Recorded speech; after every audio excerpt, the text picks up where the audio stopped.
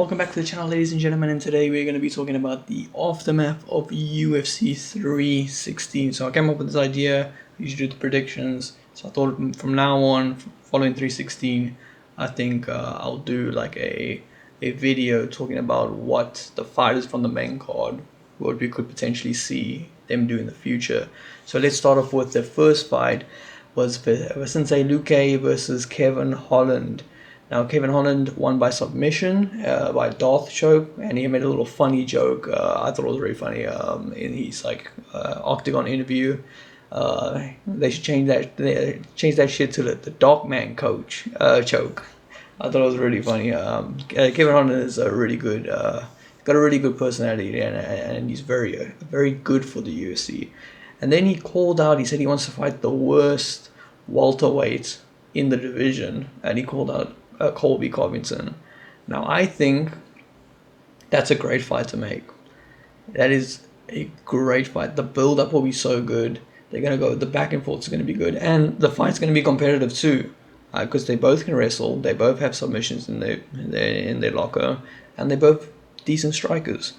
It's a good fight. I do favor Kevin Holland on that fight a little bit more than Colby, but if it goes strictly wrestling, I think Colby might have the edge on Kevin, but I know Kevin has said he's been working on that stuff to try and bet himself with that. Sorry, I clicked my neck there a little bit, fucking aching, but anyway, so does that fight happen? I saw Dana said that sounds like a fun fight. We'll see what we can do. Kevin wants to fight, obviously he called him out. I don't think Colby will accept that fight. I don't think so. Colby still thinks he is the superstar of the welterweight division when he's been taking L's left, right, and center. The Ian Gary fight should have happened. There was a lot of build-up, a lot of hype, a lot of trash talk between the two of them. He ran away from Ian Gary. So, I don't know. I don't think he's going to want that. I think the only fight Colby Covington right now will accept is if the UFC say you win that fight, you get a title shot or a title shot, which is ridiculous. But yeah, hopefully Colby steps up and accepts that, because I think that could be a really fun fight for the UFC. Anyway, next fight is Mario Batista versus Patchy Mix.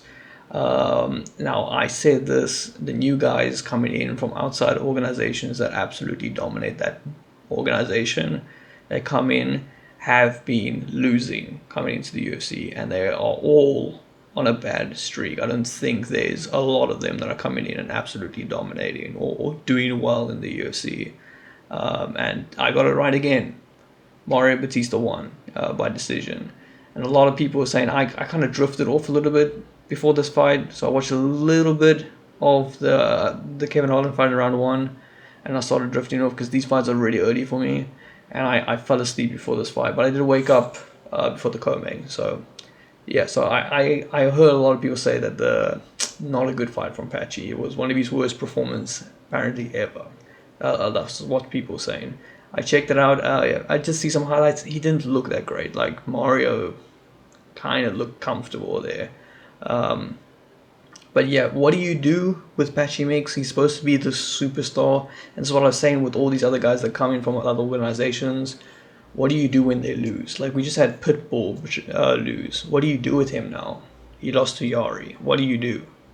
I think what they can do with Patchy, Mario was ranked 10th. Give him a guy that is ranked 11th, between 11th and 15th. And then go from there. If he loses to a guy that's ranked 11th to 15th, then you know, shit, okay, well, we got to do some work with Patchy, because he's not on the level of our top 15 then. With Mario, what do you do? I don't actually know. I'm thinking maybe you give him someone between that 7 and 9 rank, which I don't really know what's a fun fight for him. Someone between there, like I said, I don't know. Let me know in the comments down below who you would like to see Mario fight. I don't really know who. Then you got Kevin Gastelum versus Joe Pyfer. Yeah, even Joe said wasn't his best performance. I don't think it was the greatest performance. It's two tough guys, so we're just gonna go at it. Joe said multiple times I should have KO'd him, and I didn't. I took it to decision. Again, that one I'm going to leave up to you guys also. I don't know what to do with Joe. I really don't know what you do with Joe Pyfer. But yeah, after that performance, yeah. Let me know who you think would be an exciting fight, because I just can't think of anyone there for him. Let's go to the co-main event. Now we have Kayla Harrison versus Juliana Pena. Exactly what I said was going to happen. Kayla was not going to be in danger at all, and she was going to be able to get what she wants done to Juliana, which was take her down, get her into a sub, and that would be the end of it. She did almost break her arm though, so that was like, that could have been brutal. It was like fucking 5 seconds left of the round, and she had to tap, otherwise her arm would have snapped, which crazy. And then we had the little face off, so we don't even have to even speculate what's next. It's the GOAT, Amanda Nunes came back, and she's faced off against Kayla Harris. Apparently, the UFC are going to make that happen. That's a massive fight for the women's fight. I don't think there's another fight bigger than that right now to make in any of the women's divisions. I think maybe Valentino and Ming. Fuck, I butchered her name now. The fucking champion. What the fuck is her name now? Fuck. Okay, I forgot her name. And that's one of my favorite fighters too. Shit. Okay, that's the only fighter that I can see that's bigger than that fight. But yeah, and then you got Merab versus O'Malley. Now what do you do over there? Now Merab is already confirmed. It's kind of confirmed. They're gonna do Corey Sanhagen next. I think Corey kind of deserves it. I do think Merab will just kind of do what he's been doing, just get through Corey Sanhagen. And I do honestly think Merab is just going to go on a tear right now. I have a little inkling of what could possibly happen in the future, because I do think Merab's opponents are going to dry up, and there's someone else's opponents is currently busy drying up. So what do you do with Sean? Now, Sean's got two choices. He can stay in the bantamweight and kind of do what Max did and just kind of fight guys off until he's got to the point where, like, hey, I've beat 5 fights. Like, I've done 5 fights. I've beat all the guys who should be next in line for Merab. Give me the trilogy. I can beat Merab. Or he goes up. And in 2 years, let's say he has another 4 to 5 fights. Is he going to spend the next 2 years of his UFC career waiting and praying that either Merab loses or that he just goes on a winning streak against these guys? Or does he go up? And I think in the same amount of fights in the featherweight, he could probably get a title shot by the 5th or 6th fight. I think if you give O'Malley, which, I mean, Dana likes O'Malley, he is kind of a superstar for the UFC. If you give him someone if you give him like the 15th ranked fighter, right, in the featherweight, he beats that guy. Then you give him someone in like the top 10 area for his second fight. Then he goes maybe like the 7th, like maybe 5th to like 7th, somewhere between there, who's ever in that area then. And then your 4th fight, you give him 1 to 3, and then boom, 5th fight, title shot. I think that is probably the best bet for O'Malley. If I was O'Malley, that's probably what I would do, because I don't see Merab losing anytime soon. I think everyone who's there, Merab's probably got their number.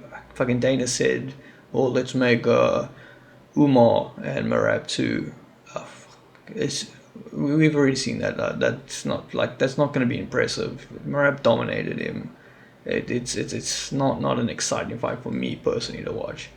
But what could you do with Merab later on if he just dominate the whole league? Pantoja. I think Pantoja coming up, because Pantoja has already like gotten that one to fight. Before he even became champion, he was fucking going back and running the double on people.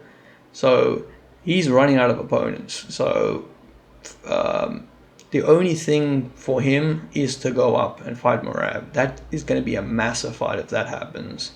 But it all depends on Pantoja. Maybe he just doesn't want to go to bantamweight. I mean, he's fucking calling out Demetrius Johnson to come out of retirement, because he knows there's no one in the top 15 for him to fight.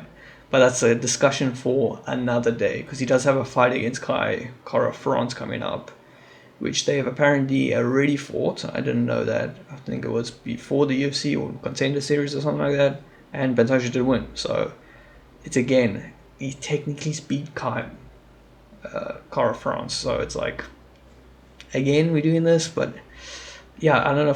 For Pantoja, it's going to get to a point where I do think it's going to be like, okay, maybe bantamweight is where I need to go. But anyway, that is going to be my little aftermath. It's not the best aftermath that I'm probably going to do, but it's the first one, so you're going to let that one slide for me a little bit. It will get better after the more we do. There's another UFC 317 is at the end of the month, so we'll do another one of these for like the last video of the month. So yeah, that's going to be it for the video, and I'll see you guys in the next one. Let me know down below what matchups you would have for everyone in the main card, the winners and the losers. I'm very interested to see those comments, but see you guys in the next one. Peace.